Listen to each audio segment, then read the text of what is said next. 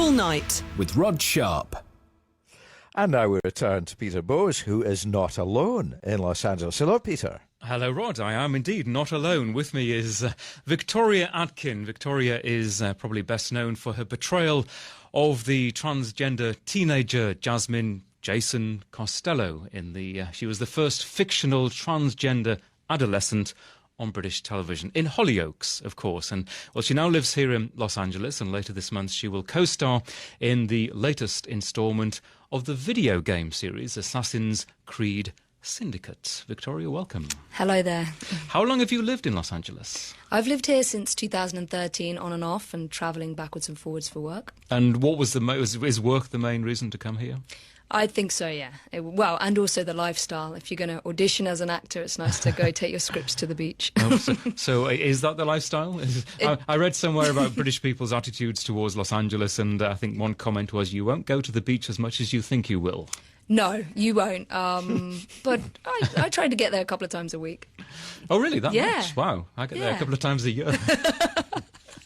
So in terms of work, has it lived up to your expectations? It has. It really has. It's been very diverse in what I've done and the things that I've explored over here. But it certainly has. It is the dream here, and it's a great place to build your career. Let's just talk for a moment about Hollyoaks. Yes. That is, you mentioned your name, and still ardent fans, of course, in the UK. I mean, you were just out of drama school, weren't you, when you got that role? Yes, it was my first ever television job, and the first time I'd really stepped in front of a camera, because I trained at the Royal Central School of Speech and Drama in Swiss Cottage, and the likes of Vanessa Redgrave, Judi Dench, all the great people have trained there, which was great. So I took on this character, and it just blew up. It was this really great pioneering sort of character for the show, and thankfully, it was 134 episodes later, and my character goes to America. And of course, you involve David Cameron meetings and high-level executives. Mm-hmm. I mean, it was a big issue as well, wasn't it? It really was. It was the transgender issue. Yeah, it was like you said. It was the first fictional transgendered character to be featured on British television, and although they have the Hayley character in Coronation Street, it was done with the teenager in Hollyoaks, and the team at Hollyoaks were really careful with what happened, and we looked at every single subject, and it was really great. And I managed to work with the BBC News. I was interviewed with them, and we went to Downing Street and signed a memorandum of understanding with the Channel 4 executives to make sure that transgender people from that day forward would be accurately portrayed in every media. And do you think it has made a difference? Certainly, and I think looking at the media now, we have Transparent, and we have all these characters in Orange is the New Black, and all these great big shows that are now having transgendered characters everywhere. And Caitlyn Jenner, of course. Of course, yes. So it's great to see that now that's being brought to light, and I feel that we were good in the UK and be brave to do that. Well, let me introduce you to Rod. Hi. Hello. It's very nice to talk to you. Can I ask you, I was just looking at all the fuss about Emily Blunt saying that she sort of regretted taking out her US citizenship, because of Donald Trump and the Republican Party and all that kind of thing. Mm-hmm. And she didn't realise that she was going to bring the heavens down upon her, but she brought down the storm of protest. Anyway, that's all by way of asking you, have you decided yet to go the same way? Have you taken US citizenship? I'm not a US citizen as of yet. I have a visa, and I'm going for my green card. So no, I haven't done that yet. But I don't know. I'm not sure about Did that influence you that when you thought, gosh, I wonder what about me in 2 or 3 years' time? Did you think, gosh? Yeah, I mean, it's obviously something that as a person and as an actress you have to consider. But for me, I work internationally, so this year Canada's been my best friend. Oh, really? It's about where you call your home as well, though, isn't it? Yeah. And when an election comes round, that sort of focuses the mind, and if you feel strongly about voting and wanting to vote in the country you live in. I do think that's very important. A friend of mine actually has headed up a great thing for voting for young people in Britain, actually. It's called Bite the Ballot, and it's a really great thing. Yeah, I still feel very strongly towards British politics, and those things. I don't feel like I've had enough time in America to really explore that yet. And do you go back and forth? Do you spend a lot of time on planes? Uh-huh. Yeah, this year I've lost count of the amount of planes I've been on. Toronto has been the main place that I've been this year. I've spent majority of my time there. And is that because, and Peter will come back now, but is that because of your life in video games? It very much is. The motion capture studio was based in Toronto for Ubisoft and this franchise. All right, let's talk about this then. Assassin's Creed Syndicate. Now, this is a long-running series. It is. In terms of a video game. This is the latest installment. But your first attempt, or your first go at a character in a video game. First of all, were you a fan of video games to start with? As I grew up, I was playing. I played Tomb Raider, and I played different games like The Sims. And I think, you know, I was in the generation where computers were starting to be prevalent in homes. And, you know, I think as an actor, I was always playing outside and making imaginary games, which was always the forefront for me. But no, I did enjoy video games, and it was definitely an interesting process to even begin to understand how actors are involved in this process. And, you know, the audition process was very similar to TVs or movies. It was the same thing, and building, you know, another human being. So when we say you're in this, and it's essentially a likeness of you, but it's based on your body, your movements, and clearly your voice as well. Yeah, so I mean, video games, a few years back, the actors were just used, and they were in a voiceover booth, and they would just voice the character, and the animation was completely separate. Now, with the technology that they have, and the motion capture, like we've seen in Lord of the Rings, and with Andy Serkis doing Gollum and Planet of the Apes and that, they're using that technology now for video games to bring these characters to really have a soul, and it's really great. So who is the character, and what's the storyline? So my character is Evie Fry, and she's the first female assassin for a next generation console of this franchise. And her twin brother Jacob go to London in Victorian England to defeat the Templars, and that's mainly what it is about. So they go there, and we meet with an array of historical characters. Jack the Ripper being one Jack of the them? Ripper is featuring in the downloadable content, which comes out in December. But we meet people like Charles Dickens, Charles Darwin, Florence Nightingale, Alexander Graham Bell. It's really like a history lesson as well. So this is a deep story then. Yeah. So, but we have lots of fun with it. And were you conscious when you got into this? You were really jumping into this new world with such ardent fans who understand every little nuance of every little character going back decades, and that you have to accurately portray the character that you're tackling. Yeah, I think, well, Evie's new to the franchise, so to understand the franchise and why I think it's such a great thing, and they're also obviously making the movie, why I think it will work, is because they look at DNA, there's lots of science, and they go back in time and look at their ancestors. And so it starts in the modern day, and then they go back, and Evie and Jacob are their ancestors from the Victorian period. And so as much as I did have to research, you know, what had come before, they're kind of individual installments each game. So Evie's a brand new character, and so I created her from scratch with the animators. And of course, this is a game, as we've said. Yes. How do you play the game? You play the game on Xbox or PlayStation. You can play it on PC. And you become a character. You play as Evie or as Jacob. Right. You get to choose which twin you'd like to play as. And you can play as one and then go back and play as the other. And it's a first-person game. So you only play as them, and you go through different challenges and different tasks to complete them and get through levels. I noticed one, and announcements are coming out almost every day about this. So there's a drip feed of building up the tension. The latest one being that you'll need just over 40 gigs of space on your Xbox. Oh, really? Apparently to install the game. So Wow. That's some big news. That's interesting. Victoria, what does your script look like? Because obviously you're used to shooting things out of sequence and so on, but when it comes to a video game, and it's so linear, and there's so many sort of choices for you know, the way that the plot develops. How do you get your head around a script for a video game? Yeah, that's a really great question. So for a movie, it's like a 100-page script. For this, it was over 1,000 pages. and that's why it took so long to do. And like you say, there are different alternative routes that you can take when you're playing, and the animators work in the gameplay. So we have like run cycles and walk cycles that the character will do, and they'll replicate them. But the cinematics that we do, so when the game kind of stops and you get a story bit and you see the character interact and then you go back onto your gameplay, is what we focused on mainly. So I took those scripts as individual scenes, and there is obviously a linear narrative. And the great thing about the motion capture studio is that, unlike a film or television, you have no set, you have no props, and you have no costume. So everything you build is in your imagination.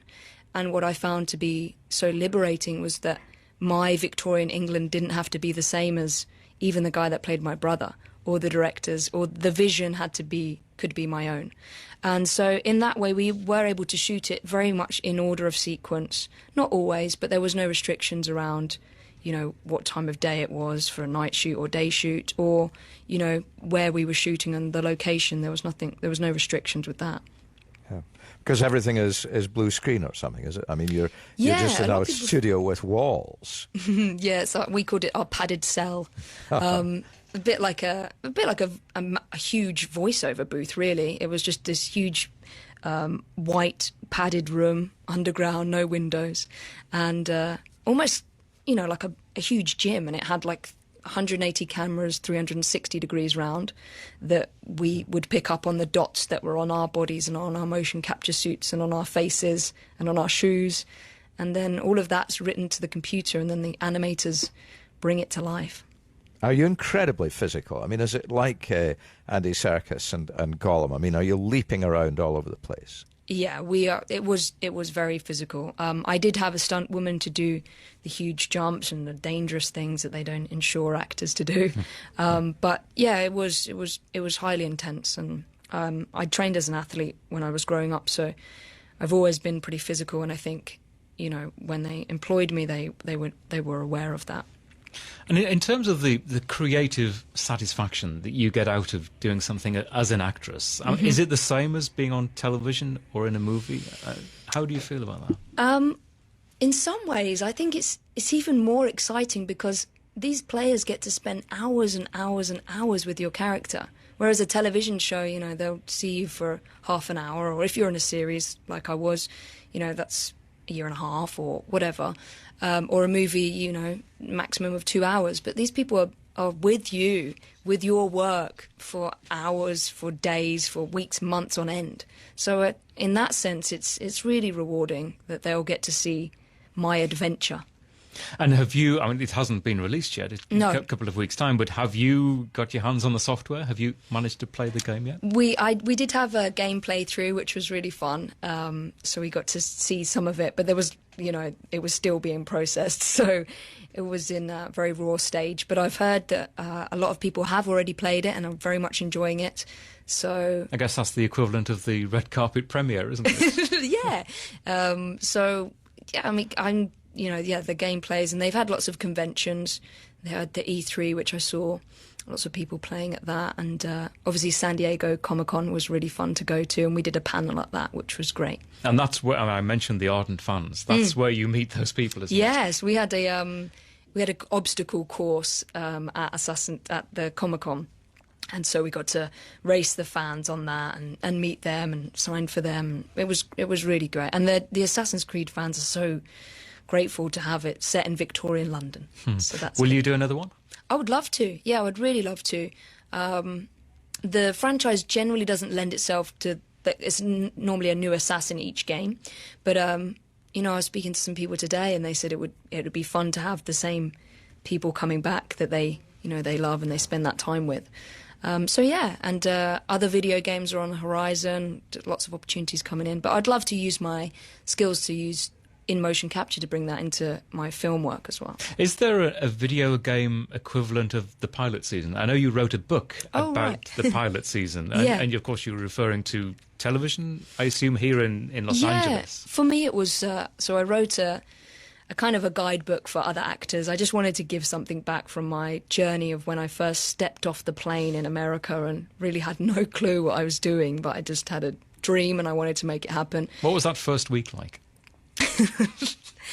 I feel like I've put it to the back of my mind. Forget it. But no, it was great. I mean, you know, I don't know. I was young, and thankfully I was, you know, I just didn't really think about it too much. But yeah, I think I arrived at like 11 o'clock at night and decided that driving on the other side of the road, in the other side of the car, on the 405, which is, you know, 5 lanes. And then that day they were actually moving a huge space shuttle. So all the roads... Oh, it was that day? Yeah. Yes, All the roads were shut. So that was the day that I arrived in Los Angeles and didn't know anybody. And a little surreal to arrive and see that happening. Well, I thought, well, I'd heard of, you know, this only happens in LA, and, you know, that was a great introduction. And you didn't have, you knew nobody. You didn't have an agent who sent somebody to the airport for you or anything. It's not quite that glamorous when you're doing it. No, I didn't really. I explored. I'd done a 3-week trip before that, so it wasn't the first ever time. But it was just like setting up a base, you know, and just starting to build that life as well as your career.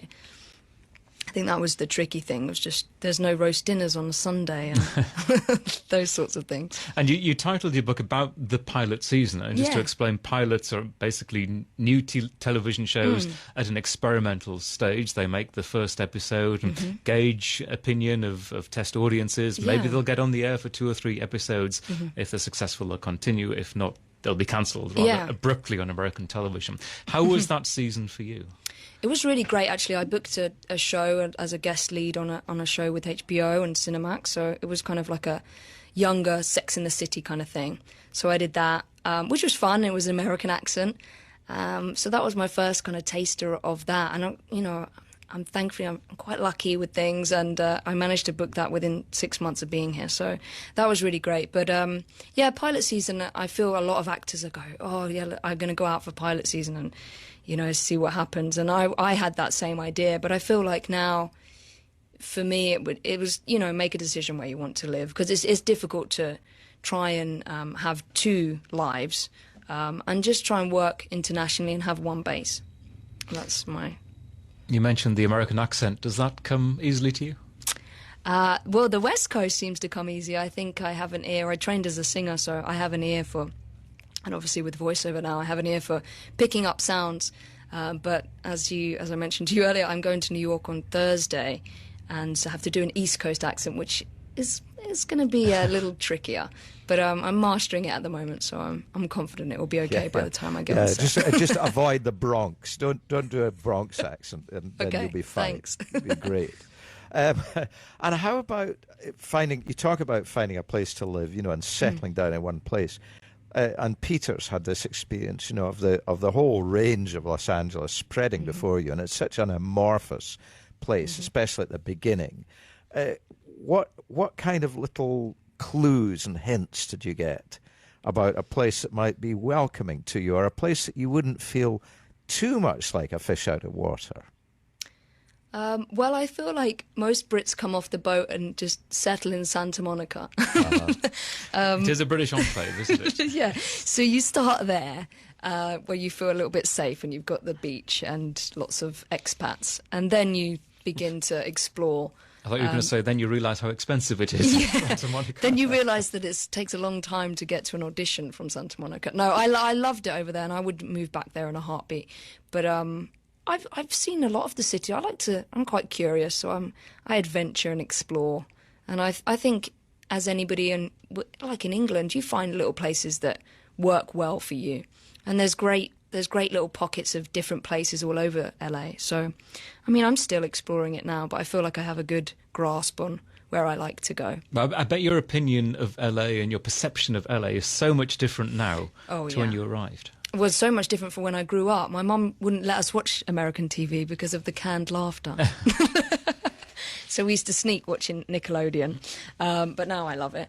Do you love American TV? I don't mind it. I like the comedy. Because lots of people here, the Americans, are like, oh, I love British comedy, which I do.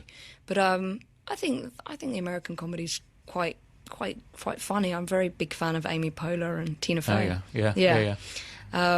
So yeah, it's different. I do miss, you know, English TV now and again. I just watched Happy Valley. Have you seen that? I haven't seen that. Oh, it's great. It's really great. Well, I do. I mean, I hear this often, though, that people in your position and others, the longer they're here, the more they sort of yearn after good old British television. Yeah, I think so. And I'm very fortunate that I have a great English agent as well, and have kept my feet on both sides of the Atlantic with my work. So yeah, I'd like to do some more work in England as well as here. Actually, you just said you were going to New York later this am. week. You're going to New York for the first time ever, I understand. First time ever. I feel like I'm... So what's your expectation? I'm pretty scared, actually. No. I'm excited. I love London, and I've heard it's going to be very similar to that, but with Americans. I'm excited. I want to go see a Broadway show. It's been on my list of things to do forever. So yeah, I mean, it should be good. I'm going to shoot a new movie, so that will be fun. But what's the movie? I can't really say, but it's a new independent film, so it should be fun. It should be good. It's a different character than I've played before, so yeah. And I'm just excited to be in a film that's set in New York, which will be fun. So many lovely things to do in New York.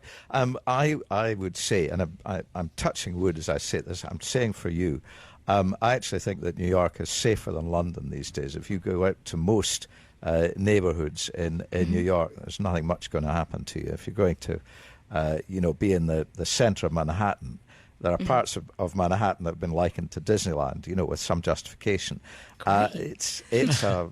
It's a fun place to be, and it is predominantly. It feels like a safer place. Peter maybe agree with me, but it feels like a safer place than it was when I first went there in the mid-'70s, when it was in the middle of an economic slump, and you really did look over your shoulder on the way back to the Port Authority bus terminal at midnight. Yeah. I'm not sure you'll be doing that, so Hopefully not. strike that one off your list.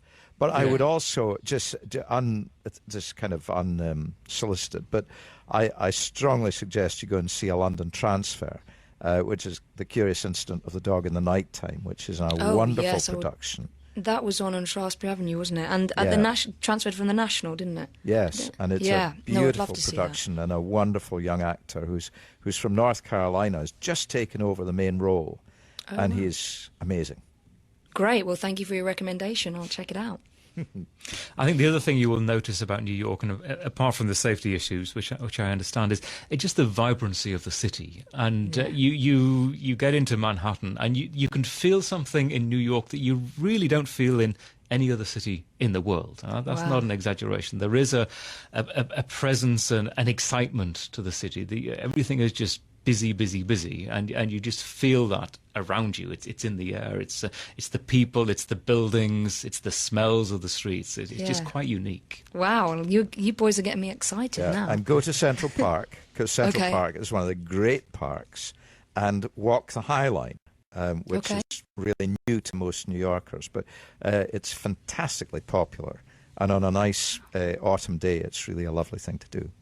I know, I've heard that I'm going in a spectacular time for autumn, to see autumn in New York, so that'll be good. Right.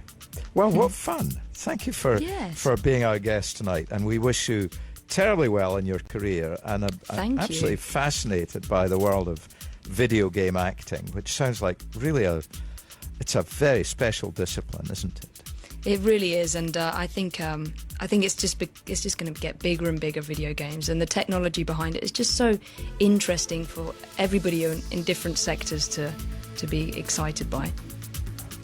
Victoria Atkin, our guest, thank you so much, and Peter Bowes, thank you. Thank you, Rod.